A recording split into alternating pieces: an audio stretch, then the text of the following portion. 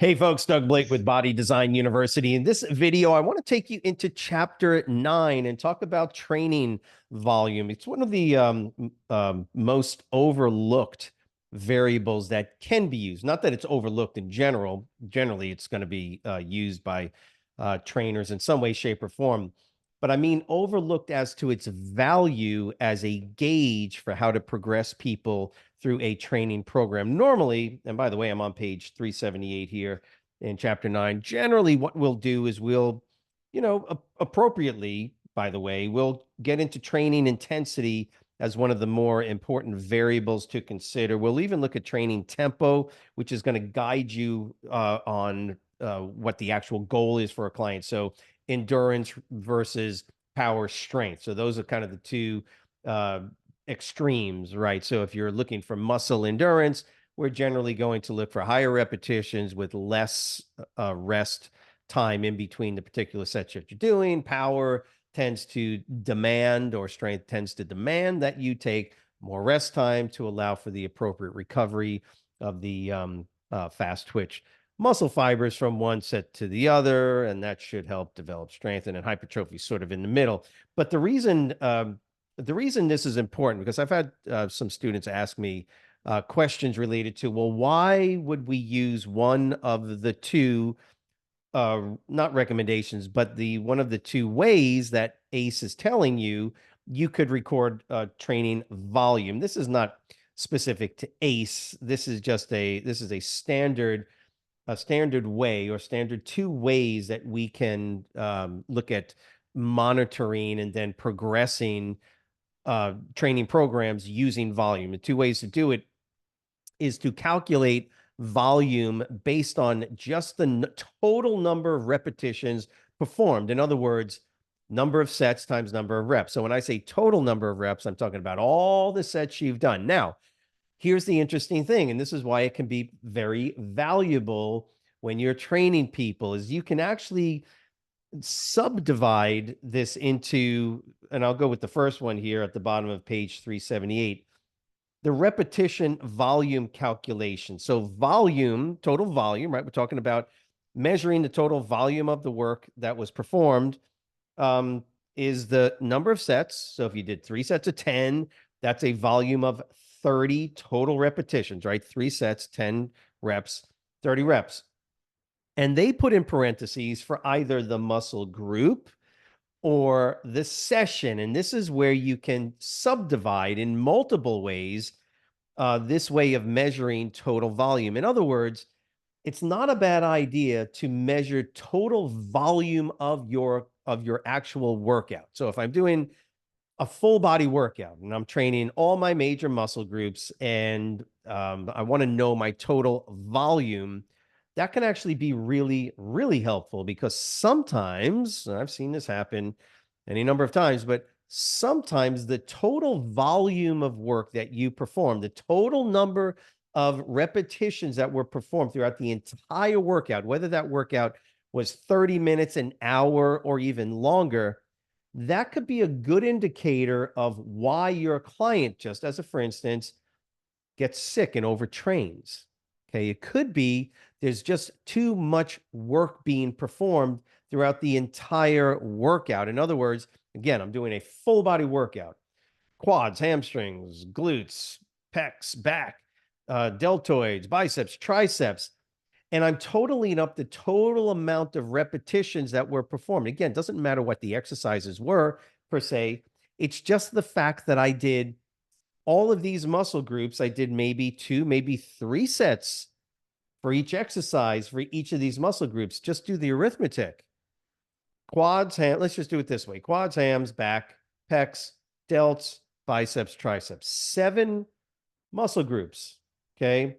Let's just say, for the sake of argument, I'm only going to do 1 set for each muscle group. I'm going to do 1 exercise, 1 set, to keep the arithmetic easy. Now think about this: 7 exercises. So that's 7 total sets, okay, for my workout. Let's just say I'm doing, again, ease of calculation, 10 repetitions. Let's say I'm doing squats and then I do leg curl. I don't know. 10 repetitions, 1 set. That is a total of 70 repetitions for the entire workout. That would be my volume of training, right? My total workload in number of repetitions. Now, 70 repetitions for an entire workout might not be a lot. It could be a huge amount of total volume and its impact on your recovery ability. Okay. It could be, especially if it's a detrained individual. Now, let's just say I take that same workout, but now I do 2 sets. And maybe I do 12 repetitions for each of the, you get the idea? Now I've just doubled my total volume. That could be a significant, have significant impact on a client. So your total volume of training it could be very helpful if you're doing full body workouts, if you're doing, multiple workouts during the week, 2, 3, 4 times during the week, and you're doing multiple exercises with multiple sets, okay, with 8, 10, 12, 15 repetitions. If you total, that's why it's very valuable to total up the total number of repetitions you did. In some cases, you could be doing upwards of 200 total repetitions during a workout. 300, just do the arithmetic. Now, while you're training that individual, you might be saying to yourself, what's the big deal? I'm only doing 2 exercises for my quads. I'm only doing 1 exercise for hamstrings. I'm only doing 2 exercises for pecs, maybe two. You get the idea? When you start to total up, though, the total volume or the total number of repetitions, you might be surprised at how many reps you're actually completing in a workout. Remember, we're just being very specific to the amount of work being accomplished here. So that's one way to do it.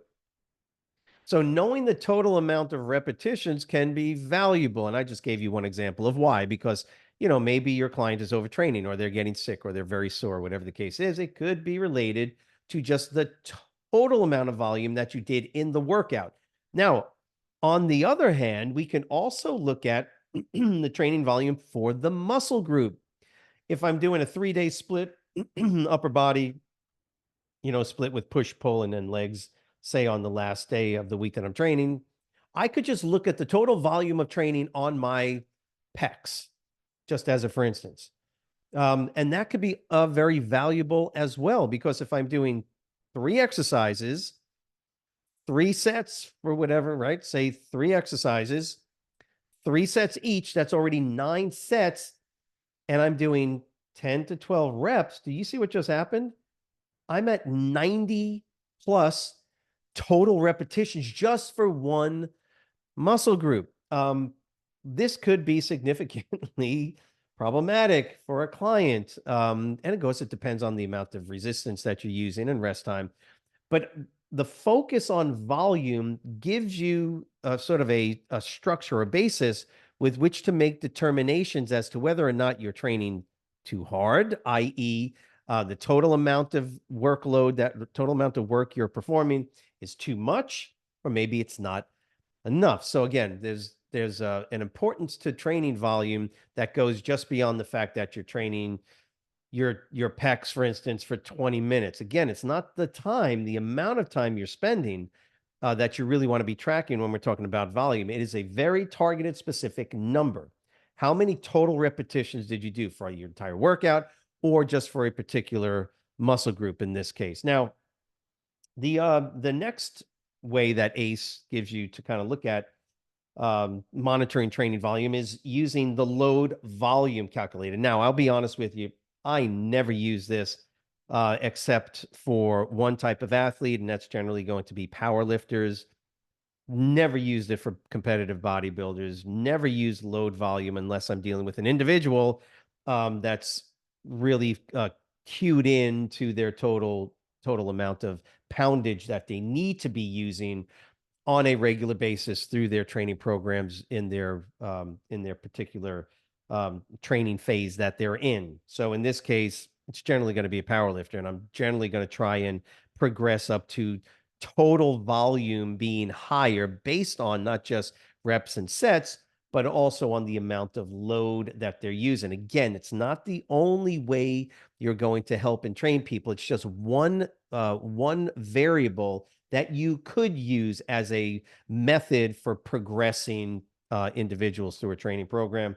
The only difference between the load volume component is you take that first explanation of total number of sets that you're doing, but now you're actually multiplying the loads or the weights that you use for those particular sets.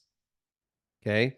Let's use the example I just used. So let's say we're doing a pushing movement. So pecs, maybe shoulders and triceps, but I'm just going to focus on my chest or pec exercises.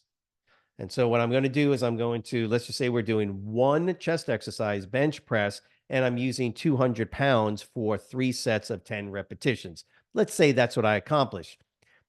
3 sets of 10 repetitions on one exercise gives me a total volume, initial volume, of how many total repetitions? 30, right? 3 sets, 10 reps each, 30 repetitions. And you say to yourself, well, that's not that big of a deal. Well, what if I now use the load volume calculation? I do 200 pounds. Now I'm saying 30 repetitions, but 30 repetitions. And if I've used the same weight and the same repetition scheme, set scheme, all I got to do is multiply the 30 by the 200. I get 6,000. In other words, during that particular workout on that particular muscle, I moved, or my workload volume was 6,000 pounds of actual work. Don't be impressed by 6,000 pounds. It's not that big of a deal. It's only 200 pounds, but I did it for 10 reps, took a rest, 10 reps, took a rest. And now what I'm doing is I'm giving my clients, and again, particular power athletes, I'm giving them a gauge now for how we can progress. 6,000 pounds, or a volume of 6,000 pounds for this many number of repetitions. Now I can progress and make sort of predictive measures on how I want to move them forward. The ultimate goal is to be able to do 6,500 or 6,750 or 7,000, whatever the case is. You can now get a measure of where you want them to progress to. That's one way of using this particular method for determining volume. Now, again, I'm not going to tell you that's exactly how you're going to do this. Like I say, even just this one method for calculating volume, I would only use for very targeted, specific type athletes. You can use it for other clients and just keep notes of it, and you can show them the progression. That's actually pretty cool. That over the course of 6 months of training with me, your total volume, including the load, is now up to this many 1,000 pounds or whatever that number is. Now that could be helpful from a motivational encouragement perspective for your client as well. But I hope that makes sense. The idea is not that you're just using this as your method for determining progressions in your training. You're not, but it is one way that you can kind of look and gauge how your clients are actually progressing and making again, making progress in their workouts with you. When you read through this, please understand ACE is showing you these different variables, but ultimately, even though I'm talking about volume, ultimately, in one sense, you're still going to kind of focus on training intensity as sort of your primary variable when it comes to determining progress. Now, also keep in mind that table 912, training volume based on goal, is really, really important to know and understand, not just from a testing perspective, but this is kind of how we gauge the type of training we're going to do. Again, measuring the total volume with either total number of reps or adding the additional resistance multipliers to it is really just a way of measuring what you've already set up as your training protocol. So I hope that's helpful. If it was, write the word understand underneath. If you'd like me to go over a little bit more in depth into any of these particular variables in chapter 9, please let us know by writing that below. As always, we're here to help you to pass your ACE exam. By the way, if you haven't done so, go into the ACE Facebook group. You can catch the link right there in the description box below. As always, have a great weekend. We will see you next week. Take care.